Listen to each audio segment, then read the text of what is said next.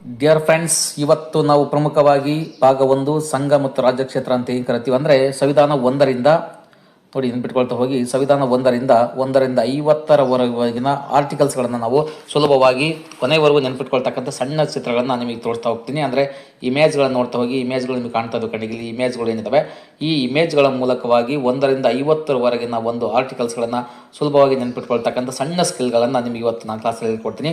ತುಂಬ ಚೆನ್ನಾಗಿರುವಂಥ ಇಮೇಜ್ಗಳು ನಿಮಗೆ ಕಣ್ಣಿಗೆ ಕಾಣ್ತಿದ್ದಾವೆ.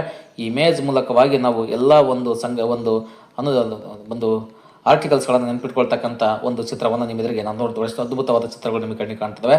ಇವೆಲ್ಲವುಗಳನ್ನು ನಿಮ್ಮ ಎದುರಿಗೆ ನಾನು ತೋರಿಸ್ತಾ ಎಕ್ಸ್ಪ್ಲೇನ್ ಮಾಡ್ತಾ ನಿಮಗೆ ನೆನ್ಪಿಟ್ಕೊಳ್ತಕ್ಕಂಥ ಒಂದು ಸ್ಕಿಲ್ಲನ್ನು ನಿಮಗೆ ತಿಳಿಸ್ಕೊಡ್ತೀನಿ. ಓಕೆನಾ?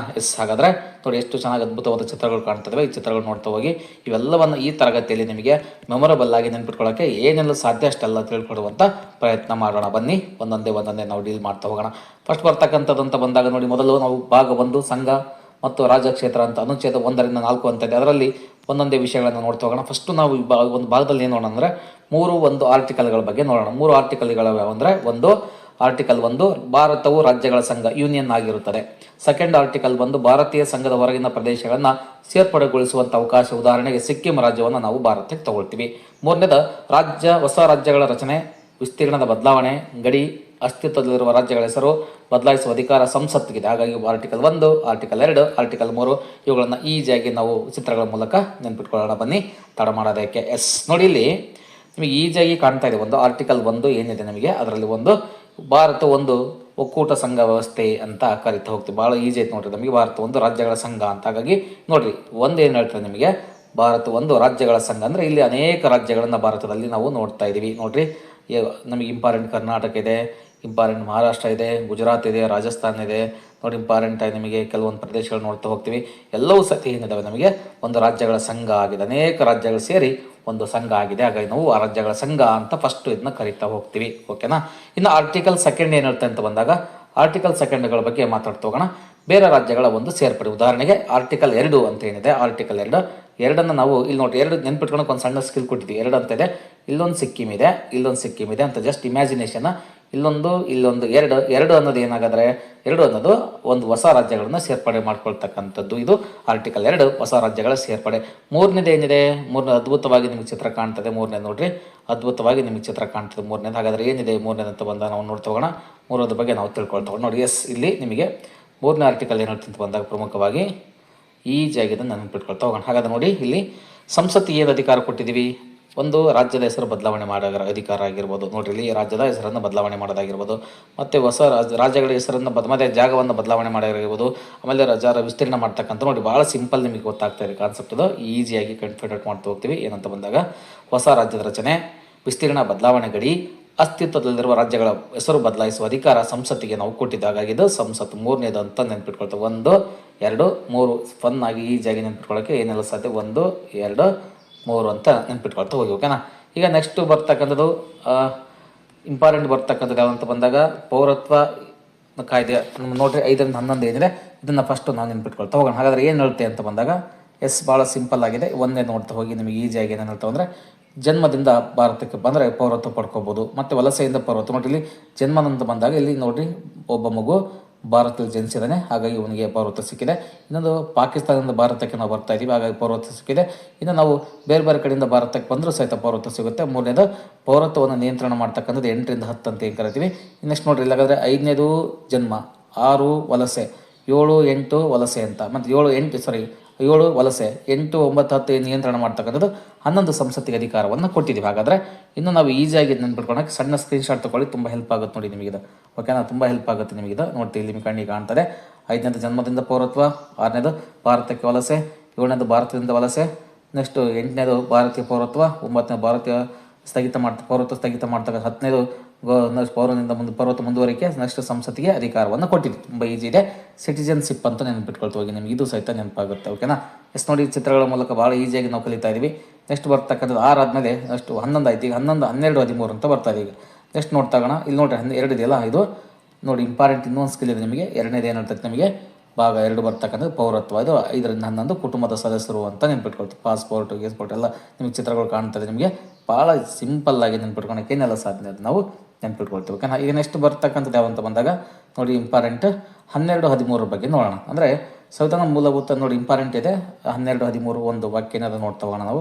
ನೋಡಿ ಇಲ್ಲಿ ಅನುಚ್ಛೇದ ಮತ್ತು ವಿವರಣೆ ಅಂತ ಇದೆ. ಫಸ್ಟಲ್ಲಿ ಆರ್ಟಿಕಲ್ 12 ರಾಜ್ಯದ ವ್ಯಾಖ್ಯೆ ಬಗ್ಗೆ ಹೇಳುತ್ತೆ. ಆರ್ಟಿಕಲ್ 13 ಏನು ಹೇಳ್ತೈತಿ, ಮೂಲಭೂತ ಹಕ್ಕುಗಳಿಗೆ ಅಸಂಗತ ಮತ್ತು ಅವುಗಳನ್ನು ಮೊಟಕುಗೊಳಿಸುವ ಅಧಿಕಾರ ಕಾನೂನು ಯಾರಿಗಿದೆ ಅಂತ ನಾವು ನೋಡ್ತಾ ಹೋಗ್ತೀವಿ. ಹಾಗಾದರೆ 12 ರಾಜ್ಯಗಳ ರಾಜ್ಯಗಳ ವ್ಯಾಖ್ಯಾನ 13 ಮೂಲಭೂತ ಹಕ್ಕುಗಳಿಗೆ ಅಸಂಗತ ಅವುಗಳನ್ನು ಮೊಟಕುಗೊಳಿಸುವ ಹಕ್ಕು ಕಾನೂನಿಗೆ ಅಂತ.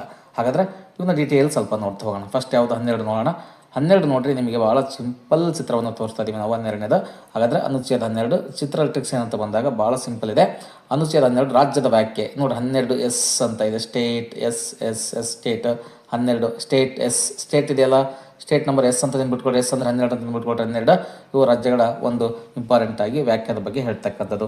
ಇನ್ನು 13 ಏನು ಹೇಳ್ತೈತೆ ರೀ, ಮೂಲಭೂತ ಹಕ್ಕುಗಳ ರಕ್ಷಣೆ ಬಗ್ಗೆ ಹೇಳ್ತಕ್ಕಂಥದ್ದು. ನೋಡಿ, ಹಾಗಾದರೆ ಮೂಲಭೂತ ಹಕ್ಕುಗಳು ಟ್ರಬಲ್ ಇಲ್ಲದಾಗ ರಕ್ಷಣೆ ಮಾಡ್ತಕ್ಕಂಥ ಅಧಿಕಾರ 13ಕ್ಕೆ ಇದ್ದಾಗಾಗಿ ನೋಡಿ ಚಿತ್ರಗಳು ನಿಮಗೆ ಕಾಣ್ತಾ ಇದೆ. ಮೂಲಭೂತ ಹಕ್ಕುಗಳ ಅನುಚ್ಛೇದ 13 ಮೂಲಭೂತ ಹಕ್ಕುಗಳ ರಕ್ಷಣೆ ಅನ್ನೋದನ್ನು ಕಾನೂನು ಅನ್ನೋದನ್ನು ನಮಗೆ ತಿಳ್ಕೊಳ್ತಾ ಹೋಗ್ತೀವಿ. ಓಕೆನಾ. ಎಷ್ಟು ಬರ್ತಕ್ಕಂಥದ್ದು ಬರುವಂಥದ್ದು ಯಾವ್ದು ರೀ, ನೆಕ್ಸ್ಟ್ 14 ಬರ್ತದೆ ನೋಡಿ. ಹಾಗಾದರೆ ಫಸ್ಟು ಇವುಗಳನ್ನು ಸ್ವಲ್ಪ ಸಣ್ಣ ವಿಷಯ ನೋಡೋಣ, ಆಮೇಲೆ ಮತ್ತೆ ಡೀಟೇಲ್ ನೋಡ್ಕೊಂಬರೋಣ. ಓಕೆನಾ. ಇಲ್ಲಿ ನೋಡಿರಿ, ನಿಮಗೆ ಸಣ್ಣ ವಿಷಯ ಕಾಣ್ತಾ ಇದೆ. ಫಸ್ಟು ಒಂದು 13-14 ಸಮಾನತೆ, ಅಂದರೆ ಕಾನೂನು ಮುಂದೆ ಎಲ್ಲರೂ ಸಮಾನತೆ ಅಂತ ತೋರಿಸುತ್ತೆ. ಮತ್ತು ನೋಡಿರಿ ಇಂಪಾರ್ಟೆಂಟಾಗಿ ಬರ್ತಕ್ಕಂಥದ್ದು ನಿಮಗೆ 19ರಿಂದ ನೋಡಿರಿ 14-18 ಸಮಾನತೆ, 19-22 ಏನು ಹೇಳ್ತೈತೆ ಸ್ವತಂತ್ರ ಬಗ್ಗೆ ಹೇಳುತ್ತೆ, ಮತ್ತು 23-24 ಹೇಳುತ್ತೆ ಶೋಷಣೆ ವಿರುದ್ಧ ಹೇಳ್ತೈತಿ. ಆಮೇಲೆ ನೆಕ್ಸ್ಟ್ 25-28 ಧಾರ್ಮಿಕದ ಬಗ್ಗೆ ಹೇಳುತ್ತೆ, 29-20 ನೋಡಿ 29-30 ಶಿಕ್ಷಣ, ಮತ್ತು ಇದು 32 ಪರಿಹಾರ ಹಕ್ಕು ಬಗ್ಗೆ ಹೇಳುತ್ತೆ. ಹಾಗಾದರೆ ಇನ್ನೊಂದು 31ನೇ ಹಕ್ಕು ವಿಧಿಯನ್ನು ನಾವು ಇಲ್ಲಿ ಆರ್ಟಿಕಲನ್ನು ತೆಗೆದುಹಾಕಿದ್ವಿ. ಓಕೆನಾ. ಅದು 44ನೇ ತಿದ್ದುಪಡಿ ಪ್ರಕಾರ ತೆಗೆದುಹಾಕಿದ್ವಿ. ಓಕೆ. ಈಗ ನಾವು 14ರಿಂದ 18 ವಿವರಣವಾಗಿ ಒಂದೊಂದೇ ನೋಡ್ತಾ ಹೋಗೋಣ. ಬನ್ನಿ, ತಡ ಮಾಡೋದಕ್ಕೆ ತುಂಬ ಸ್ಕಿಲ್ಲಲ್ಲಿ ನಾವು ಇದನ್ನು ಕಲಿತಾ ಹೋಗೋಣ. ಈಗ ಫಸ್ಟ್ ಯಾವುದು ಕಲಿಯೋಣ ನಾವು, 14, 15, 16 ಕಲಿಯೋಣ. ಓಕೆನಾ. ಈಗ ಯಾವ ಕಲಿಯೋಣ ಅಂದರೆ 14, 15, 16 ಕಲಿಯೋಣ. ಅದರಲ್ಲಿ ಫಸ್ಟು 14 ಕಾನೂನಿನ ಮುಂದೆ ಸಮಾನತೆ, ಕಾನೂನು ಸಮಾನತೆ ರಕ್ಷಣೆ ಅಂತ. ಇನ್ನೊಂದು 14 ಕಾನೂನಿನ ಮುಂದೆ ಸಮಾನತೆ, 15 ಧರ್ಮ, ಜಾತಿ, ಮೂಲವಂಶ, ಲಿಂಗ, ಜನ್ಮಸ್ಥಳ ಆಧಾರದ ಮೇಲೆ ತಾರತಮ್ಯ ಮಾಡಬಾರ್ದು ಅಂತ ಹೇಳುತ್ತಲ್ವಾ. 15 ಸಾರ್ವಜನಿಕ ಉದ್ಯೋಗದಲ್ಲಿ ಸಮಾನ ಅವಕಾಶ ಅಂತಿದೆ. ಚಿತ್ರಗಳ ಮೂಲಕ ಹೆಂಗೆ ಕಲಿಯೋಣ ಸರ್ ನಾವು ನೋಡಿರಿ, ತುಂಬ ದಿನ ನೆನ್ಪಿಟ್ಕೋಬೇಕು ಅಂತ ಹೇಳಿದ್ನಲ್ಲ. ಈಗ ನಿಮಗೆ ಸಣ್ಣ ಒಂದು ಇಮೇಜ್ ಅಂತ ತಂದುಕೊಟ್ಟಿದ್ದೆ ನಾನು ನಿಮಗೆ. ಯಾವುದಂತ ಬಂದಾಗ ನೋಡಿರಿ, ಭಾಳ ಚೆನ್ನಾಗಿ ಇಮೇಜ್ ನೀವು ಕಡೆ ಇದನ್ನು ಒಂದು ಬಾಕ್ಸಲ್ಲಿ ಹಾಕೊಂಬಿಡೋಣ. ಓಕೆ. ಈಗ ಮತ್ತೆ ಕ್ಲಿಯರ್ ಆಗಿದ್ದು ಒಂದು ಬಾಕ್ಸ್ ಮಾಡ್ಕೊಂಬಿಡೋಣ. ಬಾಕ್ಸ್ ಮಾಡ್ಕೊಂಡು ಕ್ಲಿಯರ್ ಆಗಿದ್ದು ನೆನ್ಪಿಟ್ಕೊಳ್ಳೋಣ. ಬನ್ನಿ ನೋಡಿ, ನಿಮಗೆ ಚಿತ್ರ ಕಾಣ್ತದೆ. ಸಮಾನತೆ ಹಕ್ಕು 14ರಿಂದ 18. ಅದರಲ್ಲಿ 14 ಏನು ಹೇಳ್ತೈತಿ, ಕಾನೂನಿನ ಮುಂದೆ ಸಮಾನತೆ, ಕಾನೂನು ರಕ್ಷಣೆ ಅಂತ. ಇದು ಕಾನೂನು ಎಲ್ಲರಿಗೂ ಈಕ್ವಲೆಂಟ್ ಅಂತ ಹೇಳ್ತು ನೋಡಿ. ಹಾಗಾಗಿ ಇಲ್ಲಿ ಒಂದು ತಕಡಿ ಇದೆ, ತಕಡಿಯಲ್ಲಿ ನಾವು ಎಲ್ಲರಿಗೂ ಸಹಿತ ಸಮಾನತೆಯನ್ನು ನೋಡ್ತಕ್ಕಂಥದ್ದು, ಸಂವಿಧಾನ ರಕ್ಷಣೆಯನ್ನು ಕೊಡ್ತಕ್ಕಂಥ ಒಂದು ಕೆಲಸ ಮಾಡ್ತಕ್ಕಂಥದ್ದು. ಓಕೆನಾ. ಕಾನೂನು ಮುಂದೆ ಎಲ್ಲರೂ ಸಮಾನ 14. ಈಗ ಮತ್ತೆ ನಾವು 15 ನೋಡೋಣ. ಓಕೆನಾ. 15 ಬಗ್ಗೆ ನಾವು ಈಸಿಯಾಗಿ ಫನ್ನಾಗಿ ನೆನ್ಪಿಕೊಳ್ತಾ ಹೋಗೋಣ. ನೋಡಿರಿ, ಈಗ 15 ಏನು ಹೇಳ್ತಕ್ಕಂಥ ಬಂದಾಗ ಇಂಪಾರ್ಟೆಂಟಾಗಿ ಧರ್ಮ, ಜಾತಿ, ಮೂಲವಂಶ, ಲಿಂಗ, ಜನ್ಮಸ್ಥಳದ ಮೇಲೆ ತಾರತಮ್ಯ ಮಾಡಬಾರ್ದು ಅಂತ ಭೇದ ಭಾವ ನಿಷೇಧವನ್ನು ಹೇಳ್ತಕ್ಕಂಥ. ನೋಡಿ, ಇಲ್ಲಿ ಧರ್ಮ ಕಾಣ್ತದೆ, ಜಾತಿ, ಎಲ್ಲ ಜಾತಿ, ಎಲ್ಲ ಲಿಂಗದವರು, ಹುಡುಗ ಹುಡುಗಿ ಎಲ್ಲರೂ, ಎಲ್ಲ ಲಿಂಗದವರು, ಹೋಟೆಲ್ ಇದೆ, ಎಲ್ಲರೂ ಸಹಿತ ಎಲ್ಲರಿಗೂ ಸಮಾನ ಅವಕಾಶ ನೋಡ್ರಿ ಅಂತ ಹೇಳ್ತಕ್ಕಂಥದ್ದು. ಭೇದ ಭಾವನ ಮಾಡಬಾರ್ದು ಅಂತ ಹೇಳ್ತಕ್ಕಂಥದ್ದು ಯಾವುದ್ರಿ, 15 ನೆನ್ಪಿಟ್ಕೊಳ್ತಾ ಹೋಗಿ. ಓಕೆನಾ. ಈಗ ನೆಕ್ಸ್ಟ್ ಬರ್ತಕ್ಕಂಥದ್ದು 16 ಅಂತ ಬಂದಾಗ ಭಾಳ ಈಸಿಯಾಗಿ ನೆನ್ಪಿಟ್ಕೋಬೇಕು ನಾವು. 16 ನೋಡಿ, 16 ಏನು ಹೇಳ್ತಕ್ಕಂಥ ಬಂದಾಗ ಇಂಪಾರ್ಟೆಂಟಾಗಿ ಈಗ ಸಾರ್ವಜನಿಕ ಉದ್ಯೋಗದಲ್ಲಿ ಸಮಾನ ಅವಕಾಶ ನೋಡಿ, ನೇಮಕಾತಿ ಮಾಡ್ಕೊಳ್ತಕ್ಕಂಥ ಎಲ್ಲರೂ ಇಲ್ಲಿ ಎಲ್ಲರೂ ಈಕ್ವಲೆಂಟ್ ಅಂತ, ಎಲ್ಲರೂ ಈಕ್ವಲೆಂಟ್ ಆಗಿ ನಮಗೆ ಕಣ್ಣಿ ಕಾಣ್ತಿದ್ವಿ. ಸಾರ್ವಜನಿಕ ಉದ್ಯೋಗದಲ್ಲಿ ಸಮಾನ ಅವಕಾಶ ಕೊಡ್ತಕ್ಕಂಥದ್ದು ಸಮಾನತೆ ಅಂತ ಬಂದಾಗಿದೆ 16ನೇ ಆರ್ಟಿಕಲ್ ಅಂತೇಳಿ ನೆನ್ಪಿಟ್ಕೊಳ್ತಾ ಹೋಗ್ತೀವಿ. ಈಗ ನೆಕ್ಸ್ಟ್ ಬರುವಂಥ 17 ಮತ್ತು 18 ಆರ್ಟಿಕಲ್ ಬಗ್ಗೆ ನಾವು ನೋಡ್ತಾ ಹೋಗೋಣ. ಏನು ಹೇಳ್ತಾವೆ ಸರ್ ಹಾಗಾದರೆ, ಅಸ್ಪೃಶ್ಯತೆ ಮತ್ತು ವಿರುದ್ಧಗಳ ನಿರ್ಮೂಲನೆ ಅಂತ ಹೇಳ್ತಾ. 17 ಬಂದು ಅಸ್ಪೃಶ್ಯತೆ ನಿರ್ಮೂಲನೆ ಹೇಳುತ್ತೆ, 18 ಬಂದು ಬಿರುದುಗಳ ನಿರ್ಮೂಲನೆ, ಶೈಕ್ಷಣಿಕ ಮತ್ತು ಮಿಲಿಟರಿ ಬಿರುದುಗಳನ್ನು ನೀಡಬಹುದು ಅಂತ ಹೇಳ್ತಾರೆ. ಯಾವುದು 18. ಓಕೆನಾ. ಇದೊಂದು ಸ್ಕಿಲ್ಲಲ್ಲಿ ನೋಡೋಣ ಯಾವ ಥರ ನೆನ್ಪಿಟ್ಕೋಬೇಕಂತ. ನಿಮಗೊಂದು ಸಣ್ಣ ಚಿತ್ರ ಕಾಣ್ತದೆ. ಫಸ್ಟ್ ಇದನ್ನು ನೋಡ್ಕೊಂಬೋಣ ಕ್ಲಿಯರಾಗಿ ಆರ್ಟಿಕಲ್ 17 ಬಗ್ಗೆ. ಹಾಗಾದರೆ ಏನು ಹೇಳ್ತೈತಿ ಆರ್ಟಿಕಲ್ 17 ನೋಡಿ, ಇಲ್ಲಿ 1 ನಂಬರ್ ಏನೋ ಇದೆ, 7 ನಂಬರ್ ಏನೋ ಇದೆ, ಬೇಡಿ ಚಿತ್ರ ಕಾಣ್ತಾ. ಹಾಗಾಗಿ ಟ್ರಿಕ್ಸ್ ಏನಿದೆ 17 ನೆನ್ಪಿಟ್ಕೊಡ್ರಿ. ಸಂಖ್ಯೆ 7 ಸಂಖ್ಯೆಯು ಒಂದು ಒಡೆದ ಸರಪಳಿಯನ್ನು ಪ್ರತಿನಿಧಿಸುತ್ತದೆ. ಒಂದು ಒಡೆದಂಥ ಸರಪಳಿ ಹಾಕಿದ್ರೆ ಹೊಡೆದಿದ್ದೀವಿ ನಾವು. ಹಾಗಾದರೆ ಅಸ್ಪೃಶ್ಯತೆ ನಿರ್ಮೂಲನೆ ಮಾಡ್ತಕ್ಕಂಥದ್ದು ಸರಪಳಿ ಮುರಿಯುವುದು ಮತ್ತು ಇದಕ್ಕಾಗಿ ಅಸ್ಪೃಶ್ಯತೆ ನಿರ್ಮೂಲನೆ. ಹಾಗಾಗಿ 1 7 ನೋಡಿರಿ, 1ರಲ್ಲಿ ಸರಪಳಿ ಇತ್ತು, 7ಕ್ಕೆ ಜಾಯಿಂಟ್ ಮಾಡಿದ್ವಿ, ಆ ಸರಪಳಿನ ಬ್ರೇಕ್ ಮಾಡಿಬಿಟ್ಟಿವಿ. ಹಾಗಾಗಿ 1 7 ಅಸ್ಪೃಶ್ಯತೆ ನಿರ್ಮೂಲನೆ ಅಂತ ನೆನ್ಪಿಟ್ಕೊಳ್ತು, ಭಾಳ ಈಸಿ ಆಗುತ್ತೆ. ಇನ್ನೆಷ್ಟು 18 ಏನಿದೆ, 18 ಬಂದು ನಮಗೆ ಇಂಪಾರ್ಟೆಂಟ್ ನೋಡಿ. ಇಂಪಾರ್ಟೆಂಟ್ ಇದು ಬಿರುದುಗಳ ನಿರ್ಮೂಲನೆ, ಶೈಕ್ಷಣಿಕ ಬಿರುದುಗಳನ್ನು ನೀಡಬಹುದು ಅಂತ ಇದೆ. ಅದರಲ್ಲಿ ಒಂದು ವಿನಾಯಿತಿ ಶೈಕ್ಷಣಿಕ ಮತ್ತು ಮಿಲಿಟರಿ ಬಿರುದುಗಳನ್ನು ಕೊಡ್ಬೋದು ಅಂತ ಇದೆ. ಹಾಗಾದರೆ ಅದರಲ್ಲಿ ಇಂಪಾರ್ಟೆಂಟ್ 8 ಸಂಖ್ಯೆಯು 2 ಸಮಾನ ಉಂಗುರಗಳನ್ನು ತೋರಿಸುತ್ತದೆ. ನೋಡಿ, ಇಲ್ಲೊಂದು ಉಂಗುರ ಇದೆ, ಇಲ್ಲೊಂದು ಉಂಗುರ ಇದೆ. ಅದರಲ್ಲಿ ಈಗ ನೋಡಿ ಬಿರುದುಗಳನ್ನು ತೊಡೆದು ಹಾಕುವುದು ನೆನಪಿಸುತ್ತದೆ ಮತ್ತು ಉಂಗುರಗಳು ಸಮಾನತೆ ಸಾಂಕೇತಿಕ. ಹಾಗಾಗಿ ಬಿರುದುಗಳು ಇಲ್ಲೊಂದು ಬಿರುದು, ಇದೊಂದು ಬಿರುದು, ಮೇಲಿನ ಬಿರುದುಗಳನ್ನು ಹೊಡೆದಾಕ್ಬೋದು, ಕೆಳಗಿನ ಬಿರುದು ನಾವು ಇರಬಹುದು ಅನ್ನೋ ಒಂದು ಕಾನ್ಸೆಪ್ಟ್ ಹೇಳ್ತಾರೆ. ವಿನಾಯಿತಿ ಇದೆ, ಶೈಕ್ಷಣಿಕ ಮತ್ತು ಮಿಲಿಟರಿ ಕ್ಷೇತ್ರ ವಿನಾಯಿತಿಗೆ ಕೊಟ್ಟಿದ್ದೀವಿ. ಓಕೆನಾ. ಎಸ್. ಈಗ ನೆಕ್ಸ್ಟ್ ಬರ್ತಕ್ಕಂಥದ್ದು ಕಾನ್ಸೆಪ್ಟ್ ಅಂತ ಬಂದಾಗ ನೆಕ್ಸ್ಟ್ 19 19 ನೋಡಿ 19ರಲ್ಲಿ ಮತ್ತೆ ಇಂಪಾರ್ಟೆಂಟ್ ABC ಅಂತ ಬರುತ್ತೆ. ಮತ್ತು 19 ಮತ್ತೆ ನೋಡಿ DEG ಅಂತ ಬರುತ್ತೆ. ಮತ್ತು 20ರಲ್ಲಿ ಅಪರಾಧಗಳಿಗೆ ಒಂದೊಂದೇ ನಾವೀಗ ಡೀಲ್ ಮಾಡ್ತಾ ಹೋಗೋಣ. ಫಸ್ಟು ನಾವು ಇವಾಗ ಒಂದೊಂದೇ ನೋಡಿರಿ 19 21 21 22ಗಳ ಬಗ್ಗೆ ನಾವು ನೆನ್ಪಿಟ್ಕೊಳ್ತಾ ಹೋಗೋಣ. ಈಗ ಬನ್ನಿ ಚಿತ್ರಗಳ ಮೂಲಕ ನಾವು ಇದನ್ನು ಒಂದೊಂದೇ ನೋಡ್ತಾ ಹೋಗೋಣ.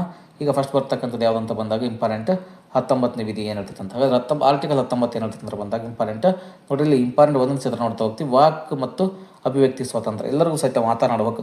ಚಿತ್ರ ನಿಮಗೆ ಕಾಣ್ತಾ ಇದೆ, ಮೈಕ್ ಚಿತ್ರ ಕಾಣ್ತಾ ಇದೆ ನಿಮಗೆ, ಹಾಗಾಗಿ ಮಾತನಾಡುವಂಥ ಅಧಿಕಾರ ಎಲ್ಲರಿಗೂ ಇದೆ ಅಂತ 19 ಏನು ಹೇಳ್ತದೆ ರೀ.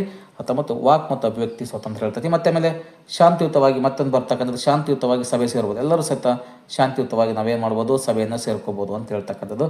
ನೆಕ್ಸ್ಟ್ ಆಮೇಲೆ ಹೇಳ್ತಕ್ಕಂಥದ್ದು ನೋಡ್ರಿ, ಸಂಘ ಅಥವಾ ಒಕ್ಕೂಟ ಅಂತ ನಾವು ಯಾವುದೇ ಸಂಘವನ್ನು ಮಾಡ್ಕೋಬೋದು, ಯಾವುದೇ ಒಕ್ಕೂಟವನ್ನು ಮಾಡ್ಕೋಬೋದು ಅಂತ ಹೇಳ್ತಿದ್ರಿ. ಮತ್ತು 19(1) ಏನು ಹೇಳ್ತೈತಿ ಅದರಲ್ಲಿ ನೀವು ನೋಡ್ತಾ ಹೋಗೋಣ. ನಾವು ಭಾರತದಾದ್ಯಂತ ಸಂಚರಿಸುವ, ನಾವೆಲ್ಲಿ ಬೇಕಲ್ಲಿ ಭಾರತದಾದ್ಯಂತ ಎಲ್ಲರ ನಾವು ಸಂಚರಿಸುವ ಅಧಿಕಾರ ನಮಗೆ ಎಲ್ಲರಿಗೂ ಇದೆ ಅಂತ. ನೆಕ್ಸ್ಟ್ ಹೇಳ್ತಕ್ಕಂಥ ಒಂದು ವಿಧಿ ವಾಸಿಸುವ ಮತ್ತು ನೆಲೆಸುವ ಅಧಿಕಾರ, ಎಲ್ಲ ಬೇಕಾದ್ರೆ ನಿಲ್ಲಿಸ್ಬೋದು ನಾವು, ಓಕೆನಾ.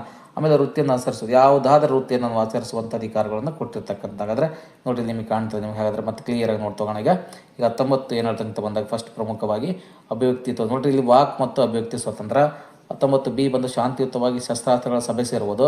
C ಬಂದು ಸಂಘ ಮತ್ತು ಒಕ್ಕೂಟವನ್ನು ರಚನೆ ಮಾಡ್ಬೋದು ಅಂತ. ಅದರಲ್ಲಿ D ಭಾರತದಾದ್ಯಂತ ಸಂಚರಿಸುವುದು. ಭಾರತ ಯಾವುದೇ ಭಾಗದಲ್ಲಿ ವಾಸಿಸುವ ನೆಲೆಸುವ ಹಕ್ಕು, ಯಾವುದೇ ವೃತ್ತಿಯನ್ನು ಅನುಸರಿಸೋದು. ಹಾಗೆ ABCDEG ಅಂತ ಇದೆ, ಓಕೆನಾ. ನೀವು ಈಸಿಯಾಗಿ ಗೊತ್ತಾಯ್ತು ನಂಗೆ ಗೊತ್ತೀನಿ, ನೀವು ಅರ್ಥ ಗೊತ್ತಾಯ್ತು ನಿಮ್ಗೆ ಹೇಳೋದಾಗಾದರೆ ಭಾಳ ಈಜಿ ಇದೆ. ಹಾಗಾದರೆ ಇದು A ಅಂತ ಕರ್ಕೊಳ್ತೀವಿ, ಇದು B ಅಂತ ಕರ್ಕೊಳ್ತೀವಿ, CDEG ಅಂತೇಳಿ ಕರ್ಕೊಳ್ತಾ ಹೋಗ್ತೀವಿ, ಓಕೆನಾ. ಭಾಳ ಈಸಿಯಾಗಿ ನೆನ್ಪಿಟ್ಕೊಳ್ತಾ ಹೋಗಿ.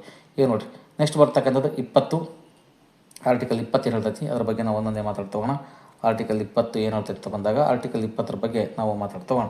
ಹಾಗಾದ್ರೆ ಆರ್ಟಿಕಲ್ 20 ಬಂದು ಏನು ಹೇಳುತ್ತೆ, ಆರ್ಟಿಕಲ್ 20 ಬಂದು ನಮಗೆ ಕೆಲವೊಂದು ವಿಷಯಗಳನ್ನು ಹೇಳುತ್ತೆ.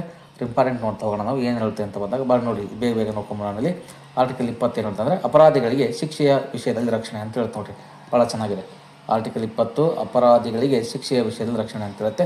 21 ಏನು ಹೇಳ್ತೈತಿ, ಜೀವನ ಮತ್ತು ವೈಯಕ್ತಿಕ ಸ್ವಾತಂತ್ರ್ಯ ಹಕ್ಕು ಅಂತ ಹೇಳುತ್ತೆ. ಹಾಗಾದರೆ ಈಗ ನೋಡಿ 24 ಆಗಸ್ಟ್ 2017 ಸುಪ್ರೀಂ ಕೋರ್ಟ್ ಗೋಪತಿ ಹಕ್ಕನ್ನು ಮೂಲಭೂತ ಹಕ್ಕು ಎಂದು ಘೋಷಿಸಿದೆ ಅಂತೇಳಿ ನಾವು ಇದನ್ನ ನೋಡ್ತಾ ಹೋಗ್ತೀವಿ. ನೆಕ್ಸ್ಟು 21 ಆರ್ಟಿಕಲ್ ಏನು ಹೇಳ್ತಕ್ಕಂಥದ್ದು ನೋಡಿರಿ, 21 ಆರ್ಟಿಕಲ್ ಏನು ಹೇಳ್ತಕ್ಕಂಥ ಬಂದಾಗ ಇಂಪಾರ್ಟೆಂಟ್ ನಮಗೆ ಚಿತ್ರ ಕಾಣ್ತಾ ಇದೆ ಇಲ್ಲಿ. 6 ರಿಂದ 14 ವರ್ಷದ ಮಕ್ಕಳಿಗೆ ಉಚಿತ ಮತ್ತು ಕಡ್ಡಾಯ ಶಿಕ್ಷಣ ಹಕ್ಕು ಅಂತ 86ನೇ ಸಂವಿಧಾನ ತಿದ್ದುಪಡಿ 2007 ತಗೊಂಡಿದ್ದೀವಿ 2002ರಲ್ಲಿ. ನೆಕ್ಸ್ಟ್ 22 ಏನು ಹೇಳ್ತಾ ಇದ್ರಿ, ಬಂಧದ ವಿರುದ್ಧ ರಕ್ಷಣೆ ಅಂತ ಹೇಳ್ತಾ ಹೋಗುತ್ತೆ. ಈಗ ನಾವು ಚಿತ್ರಗಳನ್ನು ನೋಡ್ತಾ ಹೋಗೋಣ. ಇದನ್ನು ನೋಡಿದ್ವಿ ನಾವು 20 ನೋಡ್ತಾ ಹೋಗೋಣ. ನಿಮಗೆ ರಕ್ಷಣೆ ಅಂತ ಹೇಳಿದ್ವಿ, ನಿಮಗೆ 3 ಇಂಪಾರ್ಟೆಂಟ್ ಟಿಪ್ಸ್ ಇದೆ ಬಗ್ಗೆ. ಆರ್ಟಿಕಲ್ 20 ರಕ್ಷಣೆ, ಅಪರಾಧಿಗಳಿಗೆ ವಿಷಯದ ರಕ್ಷಣೆ ಕೊಡ್ತಕ್ಕಂಥದ್ದು 20. ಆಗ ನೋಡಿರಿ ಅಪರಾಧಿಗಳಿಗೆ ರಕ್ಷಣೆ ಕೊಡ್ತಕ್ಕಂಥದ್ದು 20 ಅಂತೇಳಿ ನಾವು ನೋಡ್ತಾ ಹೋಗ್ತೀವಿ. ನೆಕ್ಸ್ಟ್ ಬರ್ತಕ್ಕಂಥದ್ದು 21 ಅಂತ ಬಂದಾಗ ನಿಮ್ಗೆ ಭಾಳ ಈಸಿ ಇದೆ. ಇಂಪಾರ್ಟೆಂಟ್ ಒಂದನ್ನು ನಾವು ನೋಡ್ತಾ ಹೋಗೋಣ. ನೋಡಿರಿ ಇಲ್ಲಿ 21 ಏನಿದೆ ಇದು ನಮಗೆ ಜೀವನ ಮತ್ತು ವೈಯಕ್ತಿಕ ಸ್ವಾತಂತ್ರ್ಯ ಹಕ್ಕನ್ನು ಕೊಡ್ತಕ್ಕಂಥದ್ದು, ಜೀವದ ವೃಕ್ಷವನ್ನು ತೋರಿಸಿದ್ವಿ. ಹಾಗಾಗಿ ಒಬ್ಬ ವ್ಯಕ್ತಿ ಹೆಂಗೆ ಬೇಕಂಗೆ ಸ್ವತಂತ್ರವಾಗಿ ಬದುಕಬೇಕು ಅನ್ನೋದಕ್ಕೆ 21 ನಮಗೆ ತಿಳಿಸ್ತಾ ಹೋಗುತ್ತೆ. ನೆಕ್ಸ್ಟ್ ಅದನ್ನು ಬರ್ತಕ್ಕಂಥದ್ದು ನೋಡಿರಿ, ಈಗ ನಿಮಗೆ ಒಂದು ಸಣ್ಣ ಸ್ಕಿಲ್ ಇದೆ. ಯಾವುದಂತ ಬಂದಾಗ 24 ಆಗಸ್ಟ್ 2017 ಸುಪ್ರೀಂ ಕೋರ್ಟ್ ಒಂದು ತೀರ್ಪನ್ನು ಕೊಟ್ಟಿದೆ, ಅದನ್ನು ನೆನ್ಪಿಟ್ಕೊಳ್ತಾ ಹೋಗಿ. ನೆಕ್ಸ್ಟ್ 21 ಏನಿದೆ, 21ರ ಬಗ್ಗೆ ನಾವು ಮಾತಾಡ್ತಾ ಹೋಗೋಣ. 21 ಆರ್ಟಿಕಲ್ ಏನಿದೆ ಅದರ ಬಗ್ಗೆ ನಾವು ಕ್ಲಿಯರ್ ತಿಳ್ಕೊಳ್ತಾ ಹೋಗೋಣ. 6 ರಿಂದ 14 ವರ್ಷದ ಮಕ್ಕಳು ನೋಡಿ, ಮಗು ನಿಮಗೆ ಚಿತ್ರ ಕಾಣದ 6 ರಿಂದ 14 ವರ್ಷದ ಮಕ್ಕಳು ಉಚಿತ ಮತ್ತು ಕಡ್ಡಾಯ ಶಿಕ್ಷಣವನ್ನು ಪಡ್ಕೋಬೋದು ಅಂತದ್ದು 21 ನಮಗೆ ತಿಳಿಸುತ್ತೆ ನೋಡಿ. ಆರ್ಟಿಕಲ್ 22 ಏನು ಹೇಳ್ತದೆ, ನಮಗೆ ರಕ್ಷಣೆ ಬಗ್ಗೆ ಮಾಹಿತಿ ಕೊಡುತ್ತೆ. ಯಾವುದು ರಕ್ಷಣೆ, ಬಂಧದ ವಿರುದ್ಧ ರಕ್ಷಣೆಯನ್ನು ಮಾಡ್ತಕ್ಕಂಥದ್ದು 22. 21 6 ರಿಂದ 14 ವರ್ಷದ ಮಕ್ಕಳು, 22 ಬಂಧದ ವಿರುದ್ಧ ರಕ್ಷಣೆ ಕೊಡ್ತಕ್ಕಂಥದ್ದು, ಓಕೆನಾ. ನಿಮಗೆ ಈಸಿಯಾಗಿ ನೆನ್ಪಿಟ್ಕೊಳ್ತು ನೋಡಿ. ಈಗ ನೆಕ್ಸ್ಟ್ ಬರುವಂಥದ್ದು ಯಾವುದಂತ ಬಂದಾಗ ಶೋಷಣೆ ವಿರುದ್ಧ ಹಕ್ಕು ಬರುತ್ತೆ, ಅದ್ರ ಬಗ್ಗೆ ಮಾತಾಡ್ತಾ ಹೋಗೋಣ. 23 ಮತ್ತು 24 ವಿಧಿಗಳ ಬಗ್ಗೆ ನಾವು ಆರ್ಟಿಕಲ್ಗಳ ಬಗ್ಗೆ ಮಾತಾಡೋಣ ನೋಡಿ. 23, 24 ಅದರಲ್ಲಿ 23 ಮಾನವ ಕಳ್ಳ ಸಾಕಾಣಿಕೆ, ಭಿಕ್ಷಾಟನೆ, ಬಲವಂತ ದುಡಿಮೆ ನಿಷೇಧ ಮಾಡೋದು. 20 ಮತ್ತು ಅದರ ಜೊತೆಗೆ ಕಾರ್ಖಾನೆಗಳು ಇತ್ಯಾದಿಗಳಲ್ಲಿ ಮಕ್ಕಳ ಉದ್ಯೋಗ ನಿಷೇಧ, 14 ವರ್ಷಕ್ಕಿಂತ ಕಡಿಮೆ ಮಕ್ಕಳ ವಯಸ್ಸಿನ ದುಡಿಮೆ ನಿರ್ಬಂಧ ಮಾಡೋದಾದರೆ 24. ಈಗ ನಾವು ಅವನ್ನ ಡೀಟೇಲ್ ಆಗಿ ಒಂದೊಂದೇ ನೋಡ್ತಾ ಹೋಗೋಣ. ಫಸ್ಟ್ ಬರೋದು ಈಗ ಶೋಷಣೆ ವಿರುದ್ಧ ಹಕ್ಕು ಅಂತದೆ, ಅದನ್ನ ಸ್ವಲ್ಪ ನಾವು ನೋಡ್ತಾ ಹೋಗೋಣ ನೋಡಿ. ಫಸ್ಟ್ ಇಂಪಾರ್ಟೆಂಟ್ ಆಗಿ ಒಂದು ನಮಗೆ ಆರ್ಟಿಕಲ್ ಕಾಣ್ತದೆ, ಈ ಆರ್ಟಿಕಲ್ ಬಗ್ಗೆ ನಾವು ಮಾತಾಡ್ತಾ ಹೋಗೋಣ. ಯಾವುದಂತ ಬಂದಾಗ 23 ಮಾನವ ಕಳ್ಳ ಸಾಕಾಣಿಕೆ, ಬಲವಂತ ದುಡಿಮೆ ನಿಷೇಧ. ನೋಡಿ 23 ಮಾನವ ಕಳ್ಳ ಸಾಕಾಣಿಕೆ ಮಾಡಬಾರ್ದು, ಮನುಷ್ಯರನ್ನು ತಗೊಂಡೋಗಿ ಬಂಧಿಸಿ ಒಂದು ಕಡೆ ಎಲ್ಲೂ ಮಾಡ್ಕೋಬಾರ್ದು. ಹಾಗೆ 23 ಕೆಟ್ಟ ಕೆಲಸಗಳಿಗೆ, ಕಳ್ಳ ಸಾಕಾಣಿಕೆ, ಭಿಕ್ಷಾಟನೆ, ಬಲವಂತ ದುಡಿಮೆಯನ್ನು ಹೊಡೆದಾಕಬೇಕು ಅನ್ನೋದು ನಮಗೆ 23 ಮಾನವ ಕಳ್ಳ ಸಾಕಾಣಿಕೆ, ಬಲವಂತ ದುಡಿಮೆ ನಿಷೇಧ ಮಾಡ್ತಕ್ಕಂಥದ್ದು. ನೋಡಿ ಚಿತ್ರ ಕಾಣ್ತದೆ, ಮನುಷ್ಯರನ್ನು ಈ ಕಡೆ ಬಂಧನ ಮಾಡಬಾರ್ದು, ಬಲವಂತ ದುಡಿಮೆ ಮಾಡಿಸ್ಕೋಬಾರ್ದು, ಮಾನವನ ಕಳ್ಳ ಸಾಗಾಣಿಕೆ ಮಾಡಬಾರ್ದು, ಇವೆಲ್ಲವೂ ಹೇಳ್ತಕ್ಕಂಥದ್ದು 23 ನಮಗೆ ಭಾಳ ಈಸಿಯಾಗಿ ಕಣ್ಣಿಗೆ ಕಾಣ್ತದೆ, ಓಕೆನಾ. ಅದರಲ್ಲಿ ಅವ್ರನ್ನ ಹೊಡೆದಾಕಿದ್ರೆ ತುಗಿದಾಕ್ತಕ್ಕಂಥ ಕೆಲಸ. ಇನ್ನು 24 ಹೇಳ್ತದ್ರಿ, 24 ವಿಧಿ ಬಗ್ಗೆ ಮಾತಾಡ್ತಾ ಹೋಗೋಣ ನಾವು. 20 ಕಾರ್ಖಾನೆಗಳಲ್ಲಿ ಮಕ್ಕಳ ಉದ್ಯೋಗ ನಿಷೇಧ, 24 ನೋಡಿರಿ, ಕಾರ್ಖಾನೆಗಳಲ್ಲಿ ಯಾವುದೇ ಒಂದು ಫ್ಯಾಕ್ಟ್ರಿಯಲ್ಲಿ ಮಕ್ಕಳನ್ನು ಉದ್ಯೋಗ ಮಾಡಬಾರ್ದು. ಹಾಗಾಗಿ ಸಣ್ಣ ವಿಧಿ ಐತೆ ನೋಡಿ, 14 ವರ್ಷದ ವಯಸ್ಸಿನ ಮಕ್ಕಳಿಗೆ 14ರಿಂದ 24 ಕಾರ್ಖಾನೆಗಳಲ್ಲಿ ಶಾಲೆಯ ರಕ್ಷಣೆ ಅಂತ ನೆನ್ಪಿಟ್ಕೊಳ್ತಾ ಹೋಗಿ. ಇಂಪಾರ್ಟೆಂಟ್ ಇದೆ. 24 ಅಂದರೆ 14 ವರ್ಷದೊಳಗಿನ ಮಕ್ಕಳಿಗೆ ಕಾರ್ಖಾನೆಯಲ್ಲಿ ಕೆಲಸವನ್ನು ಮಾಡಬಾರ್ದು ಅನ್ನೋದನ್ನು ನಿಷೇಧ ಮಾಡ್ತಕ್ಕಂಥದ್ದು. 24 ಅಂತ ನೆನ್ಪಿಟ್ಕೊಳ್ತಾ ಹೋಗಿ. 14 ವರ್ಷದ ಮಕ್ಕಳು 24. ಮುಂದಿನ ಒಂದು ವಿಧಿಯಾಗಿರುವಂಥ ಧಾರ್ಮಿಕ ಸ್ವತಂತ್ರ ಹಕ್ಕು, ಇದರಲ್ಲಿ ಬರ್ತಕ್ಕಂಥ ಆರ್ಟಿಕಲ್ 25 ಏನಂತಂದರೆ ಧರ್ಮವನ್ನು ಮುಕ್ತವಾಗಿ ಆಚರಿಸುವ, ಪಾಲಿಸುವ, ಪ್ರಸಾರ ಮಾಡುವಂಥ ಹಕ್ಕು. ಆರ್ಟಿಕಲ್ 25I ಏನು ಹೇಳ್ತದೆ, ಸಿಖ್ ಸಮುದಾಯದವರಿಗೆ ಕೃಪಾಣವನ್ನು ಧರಿಸುವಂಥ ಹಕ್ಕು. ಆರ್ಟಿಕಲ್ 26 ಧಾರ್ಮಿಕ ವ್ಯವಹಾರಗಳನ್ನು ನಿರ್ವಹಿಸುವಂಥ ಹಕ್ಕು. ಆರ್ಟಿಕಲ್ 27 ಯಾವುದೇ ನಿರ್ದಿಷ್ಟವಾದ ಧರ್ಮ ಪ್ರಚಾರಕ್ಕಾಗಿ ತೆರಿಗೆ ಪಾವತಿಸುವಂತೆ ಬಲವಂತವಿಲ್ಲ ಅಂತ. ನೆಕ್ಸ್ಟ್ ಆರ್ಟಿಕಲ್ 28 ಏನು ಹೇಳುತ್ತೆ, ಶೈಕ್ಷಣಿಕ ಸಂಸ್ಥೆಗಳಲ್ಲಿ ಧಾರ್ಮಿಕ ಶಿಕ್ಷಣ ಮತ್ತು ಆರಾಧನೆಯಲ್ಲಿ ಭಾಗವಹಿಸುವಂಥ ಸ್ವತಂತ್ರ ಎಲ್ಲರಿಗೂ ಇರುತ್ತೆ ಅಂತ ಹೇಳುತ್ತೆ. ಹಾಗಾದ್ರೆ ಇದನ್ನು ನಾವು ಸ್ಕಿಲ್ಲಲ್ಲಿ ಕಲಿಯೋಣ. ನೋಡಿ, ಈಗ ಚಿತ್ರಗಳ ಮೂಲಕ ಕಲಿತಾ ಹೋಗೋಣ. ನೋಡಿ, ಹಾಗಾದರೆ ಇಲ್ಲಿ ಏನಿದೆ ಕಾನ್ಸೆಪ್ಟ್ ಅಂತ ಬಂದಾಗ, ಪ್ರಮುಖವಾಗಿ ಏನಂತ ಬಂದಾಗ ಆರ್ಟಿಕಲ್ 25 ಏನಿದೆ, ಈ ಆರ್ಟಿಕಲ್ 25 ಧರ್ಮದ ಆಚರಣೆ, ಪ್ರಚಾರ. 25 ನೋಡಿರಿ, ಯಾವುದೇ ಒಬ್ಬ ವ್ಯಕ್ತಿ ಧರ್ಮವನ್ನು ಆಚರಣೆ ಮಾಡ್ಬೋದು ಮತ್ತು ಪ್ರಚಾರವನ್ನು ಮಾಡುವಂಥ ಒಂದು ಅಧಿಕಾರವನ್ನು ಹೊಂದಿರ್ತಾನೆ. 25 ಓಕೆನಾ. ಈಗ ನೆಕ್ಸ್ಟ್ ಬರುವಂಥದ್ದು 26 ಅಂತ ಬಂದಾಗ, ಆರ್ಟಿಕಲ್ 25I ಏನು ಹೇಳುತ್ತೆ ಅಂತ ಬಂದಾಗ, ಇದು ಸಿಖ್ ಧರ್ಮದವರು ಈ ಒಂದು ನೋಡಿರಿ, ಈ ಖಡ್ಗವನ್ನು ಕೈಲಿಟ್ಕೊಳ್ತಕ್ಕಂಥ ಒಂದು ಅವಕಾಶ ಆಗಿರ್ಬೋದು, ಇನ್ನು ಒಂದು ಪೇಟವನ್ನು ಧರಿಸುವಂಥದ್ದು ಒಂದು ಅಧಿಕಾರ ಇರ್ಬೋದು. ಹಾಗಾಗಿ ಸಿಖ್ ಧರ್ಮದವರು ಕೃಪಾಣವನ್ನು ಧರಿಸುವಂಥ ಒಂದು ಹಕ್ಕನ್ನು ಹೊಂದಿರ್ತಾರೆ 25I. ಇನ್ನು 26 ಏನು ಹೇಳುತ್ತೆ ಅಂತ ಬಂದಾಗ, 26 ಇಂಪಾರ್ಟೆಂಟಾಗಿ ಈ ಧಾರ್ಮಿಕ ವ್ಯವಹಾರಗಳ ನಿರ್ವಹಣೆಯನ್ನು ಹೇಳ್ತಕ್ಕಂಥದ್ದು. 26 ಗ್ರೂಪ್ ಅಂದರೆ ಇಲ್ಲಿ ಧಾರ್ಮಿಕ ವ್ಯವಹಾರಗಳನ್ನು ಹೇಳ್ತಕ್ಕಂಥದ್ದು 26 ಓಕೆನಾ. ನೆಕ್ಸ್ಟ್ ನಿರ್ವಹಣೆ ಬಗ್ಗೆ ಮಾಹಿತಿ ಹೇಳುತ್ತೆ. ಇನ್ನು 27 ಅಂತ ಬಂದಾಗ, 27 ಏನು ಹೇಳುತ್ತೆ ಅಂತ ಬಂದಾಗ ಇದ್ರ ಬಗ್ಗೆ ನಾವು ಮಾಹಿತಿ ನೋಡ್ತಾ ಹೋಗೋಣ. 27 ಪ್ರಮುಖವಾಗಿ ಏನು ಹೇಳುತ್ತೆ ಅಂತ ಬಂದಾಗ ನೋಡಿ, 27 ವಿಧಿ ತೆರಿಗೆ ಬಲವಂತ ಇಲ್ಲ. ಆದರೆ 27ನೇದು ಯಾವುದೇ ರೀತಿ ತೆರಿಗೆಯನ್ನು ಬಲವಂತವಾಗಿ ಕಟ್ಟಬಾರ್ದು ಅಂತ ಹೇಳ್ತು. ನೋಡಿ, ಇಲ್ಲಿ ಕೈ ತೋರಿಸ್ತಾ ಇದೆ, ಬಲವಂತವಾಗಿ ಯಾವುದನ್ನು ಕಟ್ಟುವಂತಿಲ್ಲ, ತೆರಿಗೆ ಬಲವಂತ ಮಾಡುವಂತಿಲ್ಲ ಓಕೆನಾ. ಇನ್ನು 28 ಏನು ಹೇಳುತ್ತೆ ಅಂತ ಬಂದಾಗ, 28 ಪ್ರಮುಖವಾಗಿ ಈ ವಿಧಿ ಶೈಕ್ಷಣಿಕ ಸಂಸ್ಥೆಗಳಲ್ಲಿ ಧಾರ್ಮಿಕ ಸ್ವತಂತ್ರ ಹಕ್ಕನ್ನು ಹೊಂದಿರತಕ್ಕಂಥದ್ದು. ಇಂಪಾರ್ಟೆಂಟಾಗಿ ಇಲ್ಲಿ ಪ್ರಚಾರ ಮಾಡುವಂತಹ, ಧಾರ್ಮಿಕ ಸಂಸ್ಥೆಗಳಲ್ಲಿ ಒಂದು ಸಭೆ ಸೇರುವಂತಹ, ಒಂದು ಧರ್ಮದ ವಿಷಯವನ್ನು ಮಾತನಾಡುವಂಥ ಹಕ್ಕು ಎಲ್ಲರಿಗೂ ಇರುತ್ತೆ ಅನ್ನೋದನ್ನು ಇದು ತಿಳಿಸ್ತಾ ಹೋಗುತ್ತೆ. ಈಗ ನೆಕ್ಸ್ಟ್ ಬರುವಂಥ ವಿಧಿ ಬಗ್ಗೆ ಮಾತಾಡಿದ್ರೆ, ನೆಕ್ಸ್ಟ್ ಬರುವಂಥ ವಿಧಿಗಳಂತಂದ್ರೆ ನೋಡಿ, ಇಂಪಾರ್ಟೆಂಟಾಗಿ ಅವು ಶಿಕ್ಷಣ ಮತ್ತು ಸಂಸ್ಕೃತಿಗೆ ಸಂಬಂಧಪಟ್ಟಂಗೆ ಹಕ್ಕಿದ್ದಾವೆ. ಅದರಲ್ಲಿ ಇಂಪಾರ್ಟೆಂಟ್ ಅನುಚ್ಛೇದ ಮತ್ತು ವಿವರಣೆ. ಅದರಲ್ಲಿ 29ನೇ ವಿಧಿ ಏನು ಹೇಳುತ್ತೆ ಅಂತ ಬಂದಾಗ, ಅಲ್ಪಸಂಖ್ಯಾತರ ವರ್ಗಗಳ ಹಿತಾಸಕ್ತಿ ರಕ್ಷಣೆ ಹೇಳುತ್ತೆ. 30 ಹೇಳುತ್ತೆ ಅಂತ ಬಂದಾಗ, ಶೈಕ್ಷಣಿಕ ಸಂಸ್ಥೆಗಳ ಸ್ಥಾಪಿಸುವ ಹಕ್ಕನ್ನು ಹೊಂದಿರುವಂಥದ್ದು ಅಂತ ತಿಳಿಸುತ್ತೆ. ಇವುಗಳನ್ನು ನಾವು ಸ್ಕಿಲ್ಲಲ್ಲಿ ಕಲಿಯೋಣ. ನೋಡಿ, 29ನೇ ವಿಧಿ ಹೇಳ್ತಾ ಇದೆ ನಮಗೆ. 29ನೇ ವಿಧಿ ಬಗ್ಗೆ ನಾವು ಮಾತಾಡ್ತಾ ಹೋಗೋಣ. 29ನೇ ವಿಧಿ ಏನು ಹೇಳ್ತಾ ಅಂತ ಬಂದಾಗ ತುಂಬ ಚೆನ್ನಾಗಿ ಅದ್ಭುತವಾದ ವಿಷಯ ತಿಳಿಸುತ್ತೆ ನೋಡಿ. ಅನುಚ್ಛೇದ 29 ಮೈನಾರಿಟಿ, ಅಲ್ಪಸಂಖ್ಯಾತರಿಗೆ ಅಂದರೆ ಧರ್ಮದ ರಕ್ಷಣೆ ಬಗ್ಗೆ ಮಾಹಿತಿಯನ್ನು ಕೊಡ್ತಕ್ಕಂಥದ್ದು ಅಂತ. ನೋಡಿ, ಅಲ್ಪಸಂಖ್ಯಾತ ವರ್ಗಗಳ ಈ ರಕ್ಷಣೆ ಹಿತಾಸಕ್ತಿಯನ್ನು ಹೊಂದಿರತಕ್ಕಂಥ 29 ಮೈನಾರಿಟಿ ಅಂತ ನೆನ್ಪಿಟ್ಕೋಬೇಕು. ನೋಡಿ, ಇಲ್ಲಿ ಮೈನಾರಿಟಿ ಸ್ವಲ್ಪ ಇದೆ, ಇದು ಜಾಸ್ತಿ ಇದೆ. ಮೆಜಾರಿಟಿ ಜಾಸ್ತಿ ಇದ್ದರೆ ಮೆಜಾರಿಟಿ ಅಂತ ಕರ್ಕೊಳ್ತೀವಿ, ಕಡಿಮೆ ಇದ್ದರೆ ಮೈನಾರಿಟಿ ಅಂತೀವಿ. ಹೀಗಾಗಿ ಮೈನಾರಿಟಿ ಅಲ್ಪಸಂಖ್ಯಾತರ ವರ್ಗಗಳಿಗೆ ಹಿತರಕ್ಷಣೆಯನ್ನು ಮಾಡ್ತಕ್ಕಂಥದ್ದು 29 ಅಂತ ಬಂದಾಗ ಇದು ಅಲ್ಪಸಂಖ್ಯಾತರ ವರ್ಗಗಳ ಒಂದು ಹಿತರಕ್ಷಣೆ ಅಂತ ನೆನ್ಪಿಟ್ಕೋಬೇಕು ನೀವು ಓಕೆನಾ. ನೆಕ್ಸ್ಟ್ ಬರುವಂಥದ್ದು 29 ಅಂತ ಬಂದಾಗ, 29 ಹೇಳ್ತಕ್ಕಂಥದ್ದು ಯಾವುದಂದರೆ ಅನುಚ್ಛೇದ 30 ಹೇಳ್ತಕ್ಕಂಥದ್ದು. ಇದು ಇಂಪಾರ್ಟೆಂಟು. ಶೈಕ್ಷಣಿಕ ಸಂಸ್ಥೆಗಳನ್ನು ಸ್ಥಾಪಿಸುವ ಹಕ್ಕು 30 ನೋಡಿ. ಈಗ ಶೈಕ್ಷಣಿಕ ಸಂಸ್ಥೆಗಳನ್ನು ಸ್ಥಾಪನೆ ಮಾಡಬೇಕಂದ್ರೆ ಒಂದು ಕೀ ಇದೆ, ಕೀ ಸಿಂಬಲ್ ಕೊಟ್ಟಿದ್ವಿ. 30 ನಂಬರ್ ಕೀ ಇದೆ. 30 ನಂಬರ್ ಕೀ ನೆನ್ಪಿಟ್ಕೊಳ್ರಿ. 30 ನಂಬರ್ ಕೀ ಇದ್ರೆ ಮಾತ್ರ ಈ ಶಾಲೆ ಓಪನ್ ಆಗುತ್ತೆ ಅಂತ ನೆನ್ಪಿಟ್ಕೋಬೇಕು. ಶಾಲೆಯ ಕೀ ಬೀಗದ ಕೈ ನಂಬರ್ ಯಾವುದು, 30 ನಂಬರ್ ಅಂತ ನೆನ್ಪಿಟ್ಕೋಬೇಕು. ಶೈಕ್ಷಣಿಕ ಸಂಸ್ಥೆಗಳನ್ನು ಸ್ಥಾಪಿಸುವ ಹಕ್ಕು, ಹಾಗಾಗಿ 30 ಅಂತ ನೆನ್ಪಿಟ್ಕೊಳ್ತಾ ಹೋಗಿ ತುಂಬ ಹೆಲ್ಪ್ ಆಗುತ್ತೆ ಓಕೆನಾ. ಹಾಗಾದರೆ ಈಗ ನೆಕ್ಸ್ಟ್ ಬರುವಂಥ ಒಂದು ವಿಧಿಗೆ ಹೋಗೋಣ ನಾವು. ನೆಕ್ಸ್ಟ್ ಬರುವಂಥ ವಿಧಿ ಯಾವುದಂತ ಬಂದಾಗ 32ನೇ ವಿಧಿ. ಇದು ಭಾಳ ಇಂಪಾರ್ಟೆಂಟ್ ಆಗುತ್ತೆ. ಸ್ಪರ್ಧಾತ್ಮಕ ಪರೀಕ್ಷೆಯಲ್ಲಿ ತುಂಬ ಇಂಪಾರ್ಟೆಂಟ್ ವಿಧಿ ಆಗುತ್ತೆ ನೋಡಿ. ಏನು ಹೇಳ್ತಾಗಾದರೆ, ಡಾಕ್ಟರ್ BR ಅಂಬೇಡ್ಕರ್ ಅವರು ಅನುಚ್ಛೇದ 32ನ ಸಂವಿಧಾನದ ಆತ್ಮದ ಹೃದಯ ಅಂತೇಳಿ ಇದನ್ನು ನಾವು ಕರಿತಾ ಹೋಗ್ತೀವಿ. ಇಂಪಾರ್ಟೆಂಟ್. ಮೂಲಭೂತ ಹಕ್ಕುಗಳ ರಕ್ಷಣೆಗಾಗಿ ಸುಪ್ರೀಂ ಕೋರ್ಟ್ 5 ರೀತಿಯ ರಿಟ್ಗಳನ್ನು ಹೊರಡಿಸುವಂಥ ಅಧಿಕಾರ ಹೊಂದಿದೆ. ಒಂದು ಬಂದಿ ಪ್ರತ್ಯಕ್ಷೀಕರಣ ಅಂತ ಕರ್ಕೋತೀವಿ, ಹೇಬಿಯಸ್ ಕಾರ್ಪಸ್. ಒಂದು ಪರಮಾದೇಶ, ನಾವು ಆದೇಶಿಸುತ್ತೇವೆ ಅಂತ. ಇನ್ನೊಂದು ಅಧಿಕಾರ ಉಚ್ಚ ಅಂತ ಕೊಳ್ತೀವಿ, ಕೋವಾರೆಂಟ್ ಅಂತ ಕರ್ಕೊಳ್ತೀವಿ. ಇನ್ನು ಉತ್ಪ್ರೇಕ್ಷಣ ಅಂತ ಬಂದಾಗ ಸರ್ಸಿಯೋರಿ ಅಂತ. ಇನ್ನು ನೆಕ್ಸ್ಟ್ ಬರ್ತಕ್ಕಂಥ ಪ್ರತಿಷೇಧ ಅಂತ ಬಂದಾಗ ಪ್ರೊಹಿಬಿಷನ್ ಅನ್ನೋದು ಇದು ಇಂಪಾರ್ಟೆಂಟ್ ಆಗ್ತಕ್ಕಂಥದ್ದು. 32ನೇ ವಿಧಿ ಏನಿದೆ, ಮೂಲಭೂತ ಹಕ್ಕುಗಳ ರಕ್ಷಣೆಗಾಗಿ ಸುಪ್ರೀಂ ಕೋರ್ಟ್ಗೆ 5 ರಿಟ್ಗಳನ್ನು ಹೊರಡಿಸುವಂಥ ಅಧಿಕಾರ ಹೊಂದಿರುತ್ತೆ. ಭಾಳ ಇಂಪಾರ್ಟೆಂಟ್ ಆಗುತ್ತೆ ಎಕ್ಸಾಮ್ ದೃಷ್ಟಿಯಿಂದ ಓಕೆನಾ.